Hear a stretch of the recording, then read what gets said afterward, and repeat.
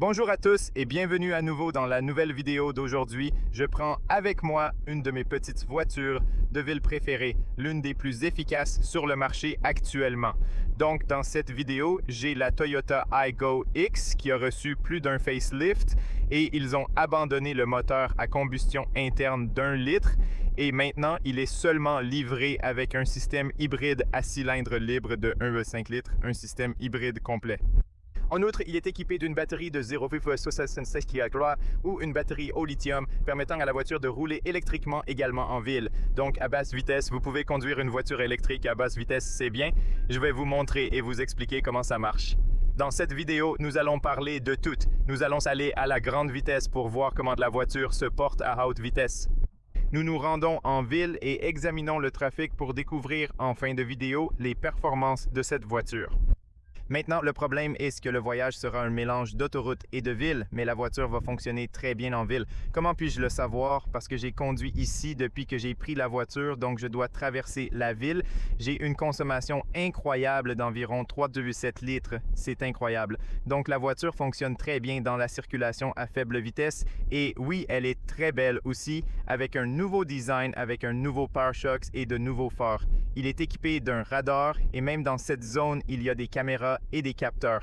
Ainsi, pour toutes les fonctionnalités de sécurité que nous allons tester dans cette vidéo, j'ai emporté la version dynamique avec moi. C'est comme si je pouvais dire la version milieu de gamme selon le pays dans lequel vous êtes. Le nom et les options peuvent varier, mais c'est la version milieu de gamme. Il est livré avec des jantes de 17 pouces. Vous pouvez également obtenir 18 sur le GR Sport, ce qui est bien, mais je pense que ceux-ci sont plus efficaces parce qu'ils ont plus de ventilation visqueuse qui casse cela à l'avant et casse cela normalement à l'arrière. D'ailleurs, vous avez le lourd ici, donc vous savez que c'est un hybride complet. Je vais au X à gauche, c'est la clé. Soit, dit en passant, cette version que j'emporte avec moi n'a pas d'entrée sans clé, mais elle est équipée de rétroviseurs à rabattement électrique, ce qui est également cool. Sinon, j'aurai une vidéo séparée qui vous expliquera tout sur l'intérieur et l'extérieur de la voiture. J'aurai une revue complète. J'aurai un trajet de nuit. J'aurai de la lumière la nuit. Alors assurez-vous de regarder les autres vidéos parce que vous pouvez obtenir beaucoup d'informations ici et il est livré avec une LED complète. Il est donc équipé de phares, de faisceaux de croisement à LED, de faisceaux de route, pas d'indicateur ou quelque chose comme ça, mais ils sont entièrement LED, ce qui est génial et très mignon. Cela a l'air vraiment sympa en tant que design, j'aime vraiment la conception frontale. Je suis là, c'est cool, on va entrer. L'entrée est grande, sinon c'est simple, rien de fou à l'intérieur, rien de fantaisie. De plus, ils le vendent à un assez bon prix, donc vous pouvez vous attendre à des sensations extraordinaires et ce genre de choses. Mais sur cette version de la GR Sport, qui devrait être une matière textile de voiture urbaine très simple, on obtient des sièges en éco-cuir. Ensuite, sur le top exclusif, avec un niveau de finition légèrement plus élevé, vous pouvez également obtenir des matériaux textiles combinés à l'éco-cuir. Mais ici, nous avons des matières textiles qui me semblent très bonnes. J'ai conduit avant qu'elles soient assez confortables. Ils ont un peu de soutien latéral. Ils sont relativement bien réglés manuellement, bien sûr avec des pédales normales. Voici quelques boutons pour les feux de route et de croisement automatique, pour les rétroviseurs pliants, ainsi que la position des lumières, les évents et laissez-moi entrer. Il fait froid dehors aujourd'hui, c'est l'hiver. En passant, une fois que vous marchez par les fenêtres simples, donc il n'y a pas de double vitrage ou quelque chose comme ça. Le bon côté est qu'il semble un peu plus haut que la version précédente. Donc la visibilité autour des fenêtres semble plus élevée et meilleure. Je ne sais pas. J'ai aussi une bonne vue dans le miroir réglable électriquement. Sinon, la disposition était plutôt bonne. Ici, nous avons l'écran de 9 pouces et la voiture est maintenant aussi nouvelle. Elle est équipée d'un nouvel écran numérique. Nous n'avons plus d'écran standard, mais un écran numérique unique et cool est intégré. Je présenterai tout en détail avec une vidéo dédiée au système multimédia qu'il faudra visionner. En outre, dans la revue complète, je vais vous expliquer plus de détails à leur sujet. J'aime beaucoup qu'il reste très ergonomique. Vous pouvez monter et descendre, avancer et reculer. C'est super simple, haut pas avancer et reculer. Vous ne pouvez pas le régler, mais vous pouvez le régler de haut en bas. Donc oui, comme ça. J'ai trouvé la position idéale, mon siège étant facilement ajustable. Voilà à quoi ça ressemble devant. Vous pouvez le configurer avec différentes informations. Je vous montrerai tout de suite. Vous pouvez connecter votre téléphone sans fil Android Auto, Apple CarPlay. Vous pouvez maintenant voir que Apple CarPlay est connecté. Vous pouvez donc avoir votre carte ici ou n'importe où que vous voulez. J'aime qu'il y ait des boutons physiques ici. Vous pouvez retourner au menu Retour à Apple CarPlay. C'est aussi simple que cela. Maintenant, il est livré avec ce bouton tactile avec limite de vitesse. Vous pouvez très simplement désactiver l'avertissement de limitation de vitesse en cliquant sur l'icône dans le coin. Super, super utile. Sinon, bonne visibilité, bonne position dangereuse comme les boutons, c'est le système climatique physique. C'est physique. En version supérieure, vous avez une double zone climatisée, 2 ports USB-C, un port 12 volts et des sièges chauffants faciles à activer. La recharge sans fil est également disponible pour vos appareils, ce qui est vraiment pratique. Oui. Ensuite, vous avez ce levier où vous pouvez changer de vitesse. Il est uniquement livré avec une boîte de vitesse automatique, uniquement dans cette configuration. Nous en reviendrons dans un instant. Vous avez cette Tage, vous pouvez la retourner.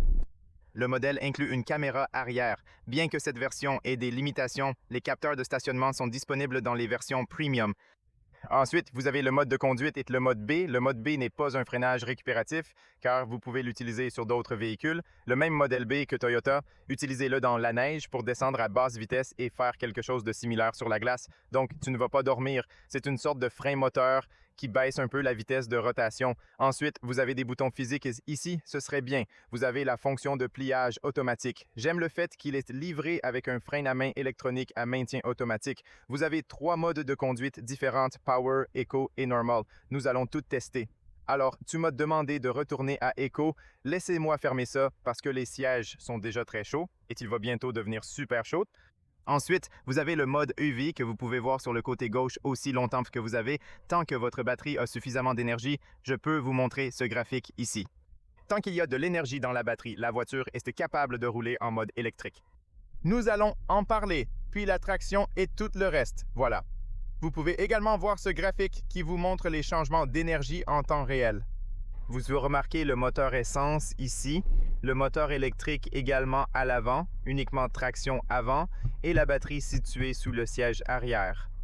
C'est une batterie de 0,76 kWh avec un moteur essence de 1,5 litres, 3 cylindres, consommation estimée 3,7 litres.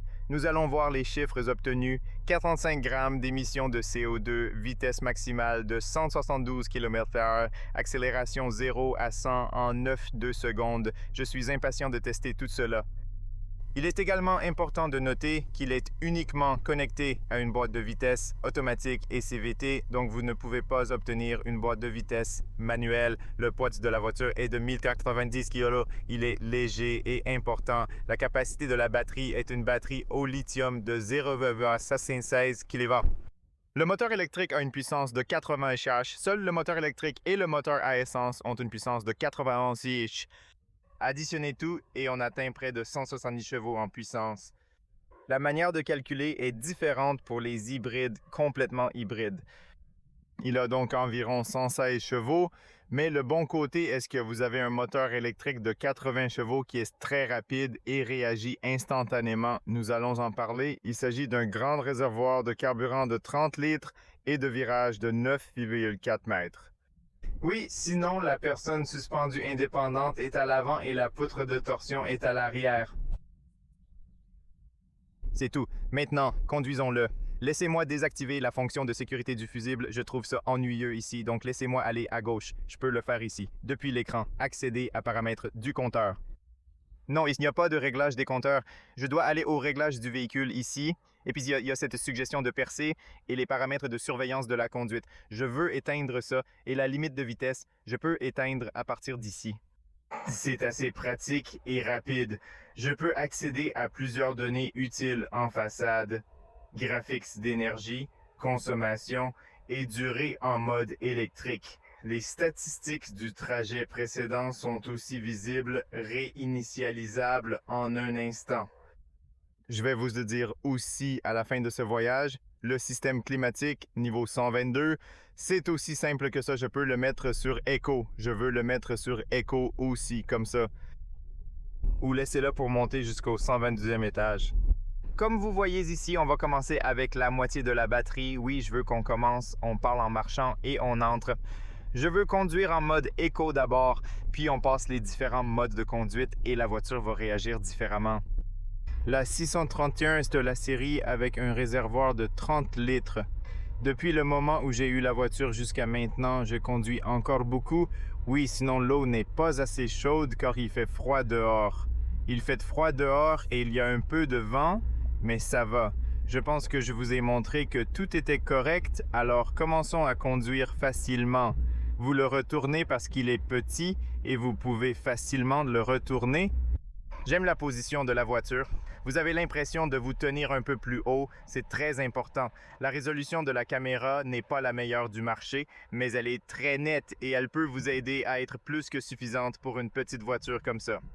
Vous n'avez pas besoin, vous n'avez pas besoin de plus de premières impressions que maintenant. Je voudrais souligner que lorsque vous commencez à conduire, la voiture roule en mode électrique tant que vous avez de l'énergie. Regardez ça, c'est tellement efficace dans la ville. Il est silencieux, économique, fluide et efficace. Bien sûr, la chose cool est que cette voiture est faite pour la ville. Il est petit, incroyable pour une ville super bondée. Ce système hybride fonctionne efficacement dans cet environnement. J'ai oublié de réinitialiser la consommation, excusez-moi. D'accord, maintenant c'est absolument zéro, sans souci. J'ai oublié de le réinitialiser plus tôt. En effet, c'est vraiment très efficace. Lorsque vous roulez sur l'autoroute, son efficacité diminue en raison de la haute vitesse. Les moteurs électriques et à essence fonctionnent constamment à ces vitesses plus élevées. Cependant, globalement, c'est exactement comme il devrait être, et il est principalement conçu pour être plus efficace en milieu urbain. Essentiellement, ce modèle est idéal pour des trajets en ville. Toutefois, il est également possible d'emprunter l'autoroute sans problème. Une chose qui m'a réellement surpris plus tôt a été l'expérience de configurer la suspension et la direction. Je reviendrai là-dessus plus en détail ultérieurement. Actuellement, la suspension et la direction ne sont pas aussi souples qu'on pourrait s'y attendre, surtout quand on compare avec d'autres classiques des voitures purement citadines. Il les a vraiment très bien arrangés. Il est extrêmement proche en termes de concept et d'ergonomie au modèle Corolla produit par Toyota. En fait, il offre un design que je qualifierais personnellement comme une composition divisée d'environ 55% de sportivité accentuée avec une note légèrement plus rigide, laissant les 45% restants attribués à une rigidité intermédiaire bien calculée. La bonne partie, c'est le lien entre la roue et le volant. Il est très bien fait et il a un très bon retour sur la roue lorsque vous le tournez. Ça me plaît. Étonnamment, la voiture est très bien positionnée sur la route lorsque vous conduisez plus vite en tournant. Cela a aussi quelque chose à voir avec la suspension, parce qu'ils se travaillent ensemble d'une certaine manière et la suspension est la même personne. Avec environ 55% d'une rigidité ressentie prédominante, le compromis parvient en quelque sorte à offrir simultanément un bon niveau de confort, même face aux bosses modestes, petites ou moyennes sur différentes surfaces. C'est comme un bon réconfort, mais vous sentez qu'il est configuré pour un peu plus de soutien. Ils veulent que vous ayez une parfaite maîtrise de la voiture. Ils voulaient vous offrir une voiture stable et une excellente tenue de route. Ils ont vraiment accompli cela. Personnellement, je suis très impressionné et impatient de commencer. Nous serons sûrement aidés de cette manière. En revanche, regardez ces chemins de fer, ils présentent de nombreuses bosses.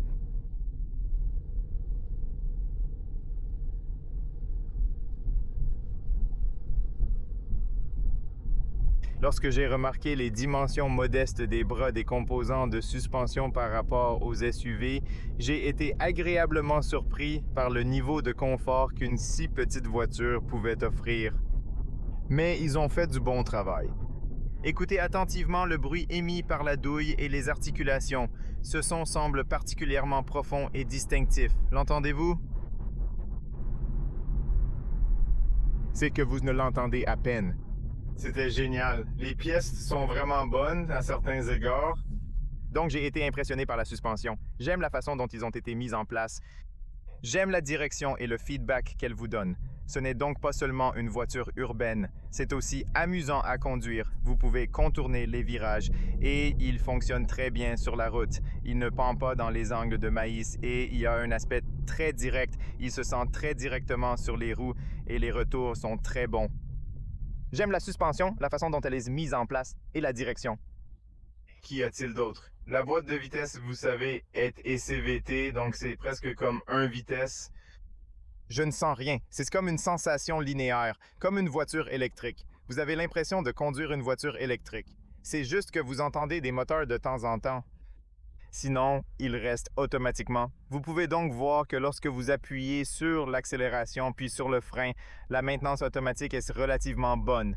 Alors ça s'est bien passé. Cette sensation de douceur est également observée dans les grandes voitures lorsque vous appuyez un peu sur l'accélérateur et que vous commencez à entendre le moteur démarrer. Cependant, il semble qu'ils n'aient pas choisi de discuter de cet aspect de manière officielle ou explicite. Mais je dirais que dans la ville, dans ce type de trafic, vous savez, c'est comme stop and go. Stop and go à basse vitesse, je dirais environ 60% du temps que vous ne pouvez conduire qu'en mode électrique. Vous pouvez voir que en ce moment, nous conduisons une voiture électrique. Donc, nous sommes juste électriques toute cette heure et c'est génial.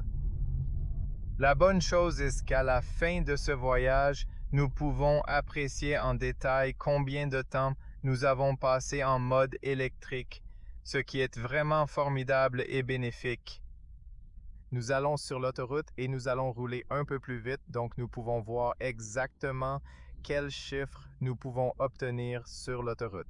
Habituellement pas efficace en ville, mais je vais essayer de faire une vidéo de conduite en ville, une ville bondée. Si nécessaire, je vais en faire plus le lundi et récupérer la voiture le lundi matin. Ensuite, je vais aller dans la ville bondée et je vais filmer parce que je veux prendre le vôtre et je veux que vous voyez à quel point c'est efficace parce que c'est vraiment bien. J'ai été vraiment impressionné quand j'ai choisi la voiture aujourd'hui. Sinon, vous avez au moins 163 estimates pour moi. Je reste très bien dans ces sièges. Ils ne sont pas, que je peux dire qu'ils sont aussi confortables que la Corolla ou la Rev ou quelque chose comme ça, mais dans la mesure où cette voiture convient aux petites voitures urbaines, compactes, subcompactes, c'est vraiment une bonne personne et je suis très satisfait du choix qu'ils ont fait avec ce système hybride complet. Je ne pense pas que cette voiture viendra en 2026 ni aucune autre petite voiture qui n'a pas un hybride complet parce que cette voiture est faite pour la ville où la voiture la plus efficace est un hybride complet ou électrique. Il est ou hybride rechargeable, bien sûr, mais je ne vois aucune raison pour laquelle vous pourriez mettre un moteur à combustion interne purement. Donc je pense qu'ils ont fait des choix extraordinaires ici. Je pense qu'ils ont fait du bon travail. J'adore ce bouton qui vous envoie directement à la voiture supérieure pour jouer instantanément ou Android Auto. Alors, il s'envoie tout de suite. Il suffit d'appuyer sur ce bouton, de revenir au graphique, de revenir au menu, de revenir à Apple CarPlay ou tout ce que vous avez ici. C'est trop cool. J'aime ça. Si vous savez que c'est un écran de 9 pouces, vous pouvez aussi le rendre plus grand, mais je pense que c'est suffisant. Honnêtement, je ne pense pas que vous avez besoin d'un plus grand. Je recommande vraiment cette version de milieu de gamme car elle a tout ce dont vous avez besoin ici en option ainsi que les jantes. Je vous recommande d'aller pour les jantes plus petites. Il est moins coûteux, plus performant et nettement moins bruyant d'investir dans une alternative comme un échange adapté.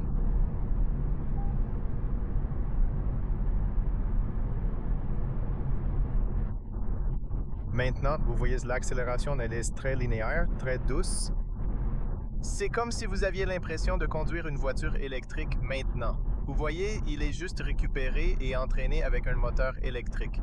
Même si oui, le moteur à essence fonctionne maintenant, mais vous pouvez voir la transition entre le démarrage et l'arrêt du moteur électrique et le moteur à essence et cela devient très doux. Vous savez, Toyota a une bonne expérience avec ces systèmes et ils font un bon travail, mec, de la façon dont ils le font fonctionner. Ils ont brillamment réussi Et il est impressionnant de noter que cette voiture offre une expérience distincte et évolutive par rapport aux versions antérieures. En effet, elle est plus mature, équilibrée, sophistiquée et légèrement plus rapide.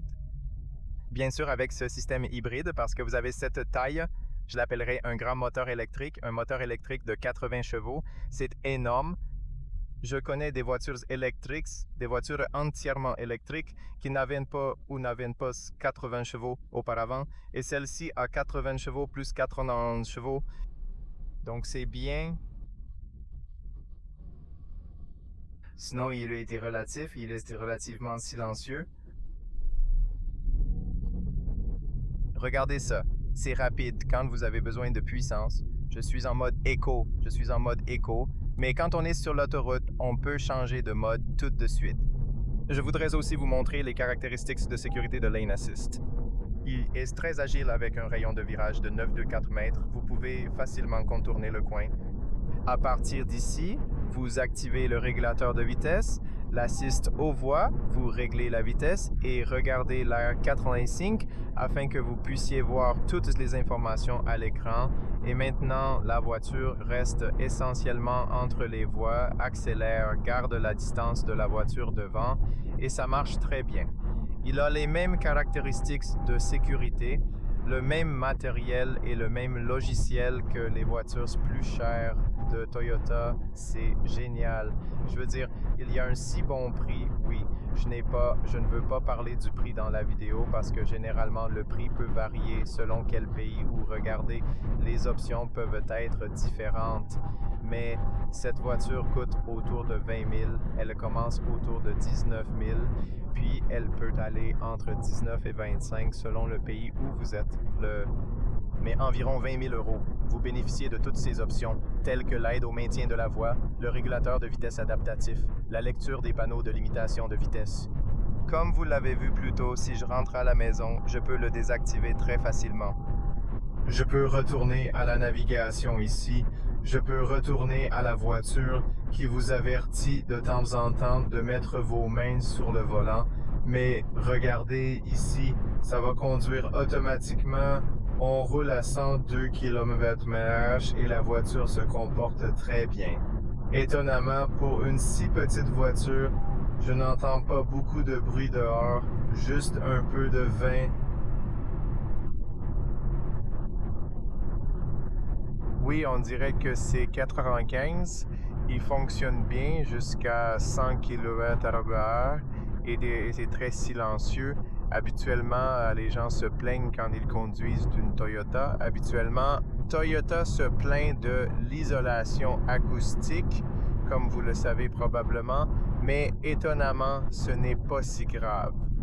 Pas mal d'après mes tests. Nous allons rouler sur l'autoroute de l'autre côté, nous allons rouler un peu plus vite et là nous verrons comment elle se comporte à 121 km/h sur 20 km/h. Mais regardez, toujours très bien fait. Vous pouvez également choisir la distance entre vous et la voiture qui vous précède. À partir d'ici, il suffit d'appuyer sur ce bouton et vous pouvez choisir la distance. Donc, si vous voulez vous éloigner, si vous voulez vous rapprocher de la voiture devant vous, vous pouvez le faire à partir d'ici en utilisant ces boutons.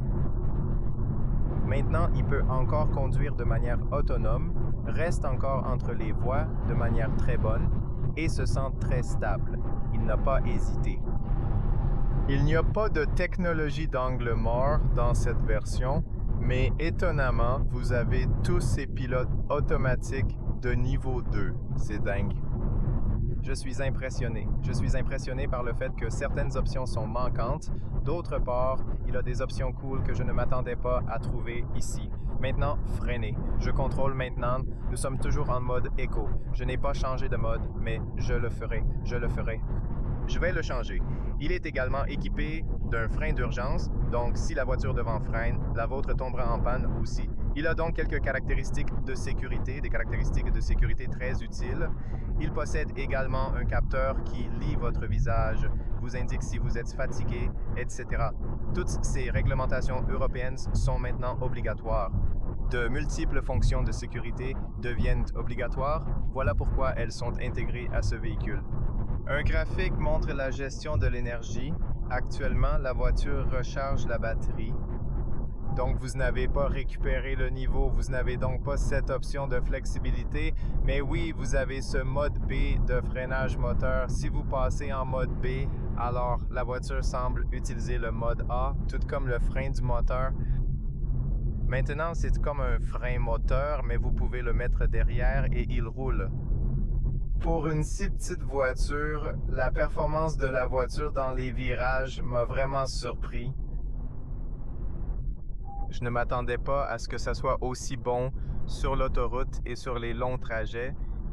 Donc, ce n'est pas seulement une voiture de ville, je pourrais appeler que vous pouvez rouler sur l'autoroute sans aucun problème. Voyons le plus important, voyons comment il se porte à haute vitesse. Maintenant, on passe en mode alimentation. C'est le mode sport.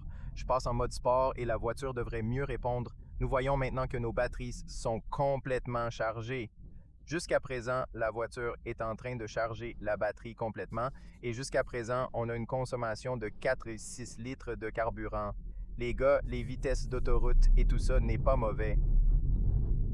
Combien de voitures? Il y a beaucoup de voitures dans la rue aujourd'hui, c'est samedi.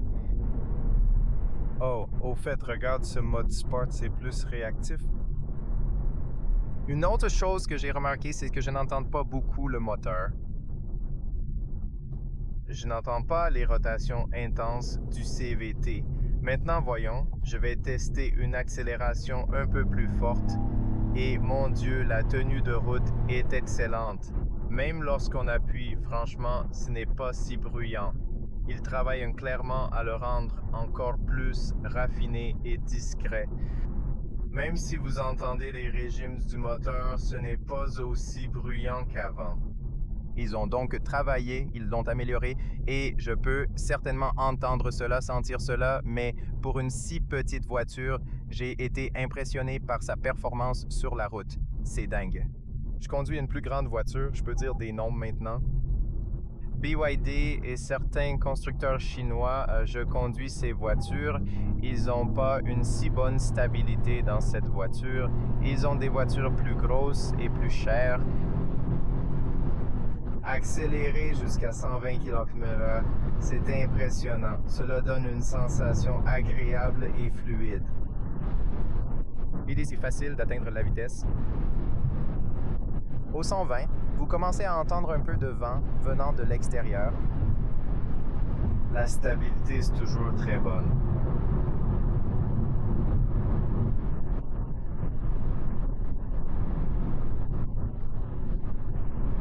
La suspension est toujours d'une remarquable qualité, gérant parfaitement les irrégularités et secousses importantes d'un pont ou d'une route.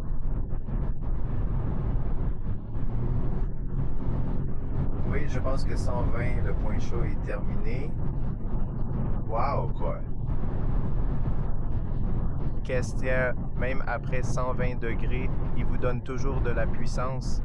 Même après que vous avez encore de la puissance pour traverser le sentier, mais à 1h30, le bruit est beaucoup plus fort, donc vous entendrez plus de vent de l'extérieur.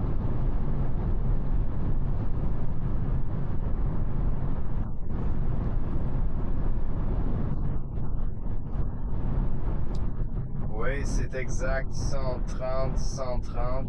Vous commencez à entendre plus de bruit de l'extérieur.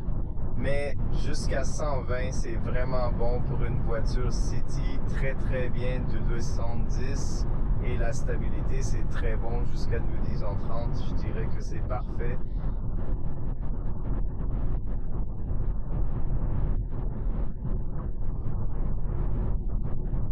Bien sûr, après 120, vous commencez à entendre un peu de bruit de vent, mais regardez 100, c'est génial pour les gens qui conduisent la plupart du temps dans la ville et que vous sortez de temps en temps, ou même si vous habitez autour de la ville et que vous allez travailler dans la ville. Cette voiture devrait être parfaite car elle est très efficace. Mais revenons à Eco et je vais vous montrer quelque chose. Si nous revenons au mode Eco, vous verrez à quel point la voiture est efficace dans la ville. C'est dingue d'efficacité.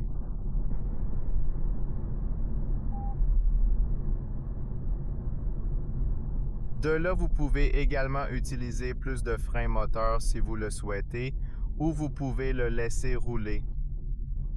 Maintenant, nous allons rouler un peu dans la ville, alors voyons comment cette voiture se comporte à des vitesses plus faibles dans la ville alors qu'elle devrait se comporter parfaitement. Oui, c'est définitivement ma préférée. Ma petite voiture préférée est au moins la petite voiture de ville préférée dans le top 3.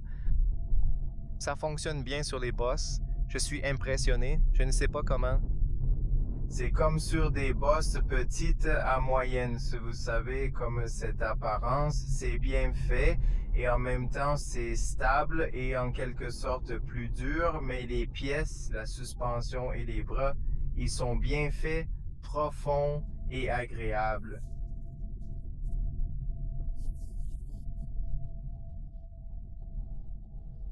Tu sais, mais c'est raide d'une manière agréable. C'est le mot. Quand vous conduisez, il est parfois difficile de vous expliquer certaines sensations parce que ce n'est pas comme si vous conduisez. Mais je fais de mon mieux pour souligner et expliquer ce que je peux faire de mieux. Et c'est le mot, le meilleur que je peux voir. Comme rigide mais agréable. C'est une sensation de raideur agréable, moins rigide et désagréable. C'est à cause de la bonne qualité des pièces et des douilles et du caoutchouc. Le caoutchouc autour de ces connexions, vous savez, comme vos genoux, comme vous voyez ce que je veux dire. C'est comme des pièces de haute qualité, du caoutchouc de haute qualité et des choses comme ça, des douilles, des bras et la géométrie de la voiture. C'est très similaire à ce que vous ressentez sur d'autres voitures Toyota. Donc, si vous avez déjà conduit une Toyota ou vous l'avez déjà conduit auparavant, c'est une autre histoire. Donc, vous pouvez vous attendre à avoir la même sensation du grand frère de cette voiture. Vous savez, comme la Toyota Corolla, bien sûr, c'est un peu plus raffiné Corolla, mais celle-ci, c'est très, très proche. Quelques différences ici et là, mais globalement, c'est quasiment identique. Après une accélération, la consommation reste autour de 4,5 litres. Je trouve incroyable de manquer de mots pour décrire cela. Quoi, à quel point ils se sont sortis. Je ne m'attendais pas à ce que la suspension soit aussi puissante. Je conduis des voitures plus grosses, des voitures plus chères, mais ce ne sont pas très bonnes. Toyota sait comment construire une voiture. Ils savent vraiment comment construire une voiture. Pas étonnant qu'ils se vendent autant de voitures. Donc, absolument, je vous le dis, c'est l'une des meilleures petites voitures urbaines. Si vous voulez acheter une petite voiture, allez tester celle-ci. Va voir ça. Je te promets que tu ne le regretteras pas. Dans la plupart des pays, ils vous offrent également une garantie de 10 ans. En Allemagne, je pense que c'est 15 ans. Donc, jusqu'à 15 ans, c'est dingue. Avec autant de garanties proposées et une voiture aussi performante, c'est difficile de ne pas être convaincu. Le prix, pour être honnête, est plutôt raisonnable au vu des fonctionnalités et des bénéfices qu'elle offre. Franchement, allez jeter un œil à cela.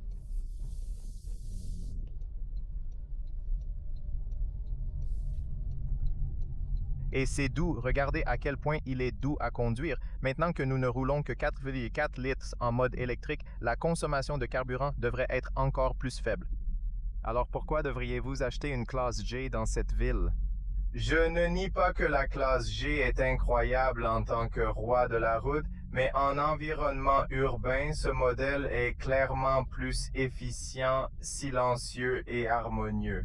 Il offre une expérience de conduite plus propre et agréable en ville. Mais oui, maintenant, ça dépend de ce que vous voulez. Mais regardez, nous conduisons une voiture électrique maintenant. Avec une bonne vue autour de la voiture, elle est petite et compacte et vous pouvez contourner les coins super facilement. Oui. Une chose que je voudrais souligner, c'est que si vous passez sur de grosses bosses, vous le sentez petit moyen parce que c'est physique normal. Physiquement, les composantes de la voiture, les composantes de la suspension sont relativement petits. Par exemple, je ne sais pas, ce transport devant. Donc, quand vous franchissez de grosses bosses, vous vous sentirez certainement un peu raideur. En conditions normales, avec des routes en bon état, sans obstacles majeurs, vous devriez pouvoir conduire sans aucun problème et profiter de la stabilité et du confort qu'elle offre. Ça devrait être très agréable. Écoutez, tant que vous conduisez normalement, vous n'entendrez pas le moteur, vous n'entendrez pas les vitesses de rotation. Ce n'est pas comme si le CVT était bruyant, très agréable. Bien joué Toyota, bravo pour cet effort fantastique. Je sais que je vais adorer. Je suis ravi de tester cette voiture, mais je suis encore plus excité de tester une autre version électrique que Toyota va lancer sur le marché, comme le CHR Plus ou le Cruiser urbain, qui sera bientôt disponible sur la chaîne. Regardez aussi de près. Il serait également très intéressant de voir ces voitures en action.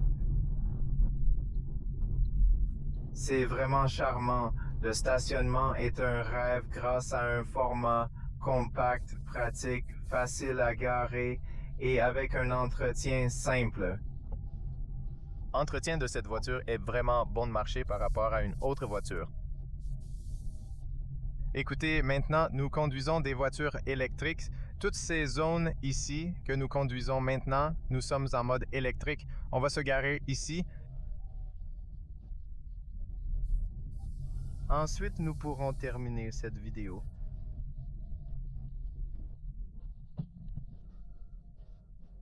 Vous pouvez voir la caméra, c'est très utile. Ces lignes sont très utiles car elles vous aident à garer facilement votre voiture. Il n'y a pas de capteur de stationnement, mais vous pouvez voir la caméra de marche arrière. Il faut le mettre dans le parc et la consommation est de 4 litres. Qu'est-ce que tu en penses? Vous avez vu l'accélération, vous avez vu que nous avons conduit à 1h30, si je me souviens bien. C'était très bien. À en juger par cette note éco de 4 litres, c'est comme le démarrage, la croisière, l'arrêt. Je suis très bon pour la croisière et je suis très bon pour le stationnement. Au départ, j'ai démarré plus agressivement grâce à l'accélération. Pendant 65% de ce trajet, nous avons uniquement utilisé le mode électrique pendant 33 minutes complètes, ce qui est vraiment incroyable. Qu'en pensez-vous? Je vous promets que je vais vous montrer les dépenses du dernier voyage. Donc, moyen, je ne sais pas pourquoi celui-ci est si grand. Je pense que quelqu'un conduit une voiture sans conduire. Mais une taille moyenne comme 4x4, c'est exactement ce que vous attendez d'une taille moyenne. Il fait froid à l'intérieur et à l'extérieur du système climatique. Alors, oui, qu'en pensez-vous les gars? Je pense que c'est l'une des meilleures petites voitures électriques urbaines et je vous conseille d'acheter cette voiture si vous conduisez la plupart du temps en ville et que vous n'avez pas besoin d'espace énorme. Donc oui, une super voiture. Super voiture. Voici cette vidéo fantastique. J'espère qu'elle vous apportera des informations précieuses. Vous aurez accès à toutes les données techniques dans la description. Je prévois une vidéo séparée avec une présentation approfondie du matériel intérieur et extérieur, la qualité, le multimédia ainsi que des tests complets, y compris de nuit avec phare. Découvrez toutes les vidéos attachées à cette série pour éclairer vos choix. À mon avis, cette petite voiture urbaine est l'une des meilleures options efficaces sur le marché que vous pourriez acheter en 2026. Merci de regarder. J'apprécie vraiment votre soutien. N'oubliez pas d'aimer, de partager et de vous abonner. Merci à tous les membres. Si vous souhaitez soutenir cette chaîne, vous pouvez devenir membre. Je l'apprécie vraiment et vous recevrez également des vidéos avant tout le monde. Ainsi, la plupart des vidéos importantes seront un peu plus tôt qu'avant. Alors, merci d'avoir regardé, restez en sécurité et à prochain numéro. Au fait, les gars, si vous êtes à Bucarest, si vous êtes en Roumanie, si vous voulez acheter cette voiture, si vous voulez voir la voiture et faire un essai routier, je vous recommande vraiment d'aller à Toyota Bucarest. Arabie Saoudite, ils sont vraiment gentils. Ils vous aideront avec n'importe quoi. Ils ont essayé cette voiture et ils ont essayé toutes les autres voitures, alors assurez-vous de vérifier. Merci de regarder, soyez prudents et on se voit la prochaine fois. Au revoir les gars.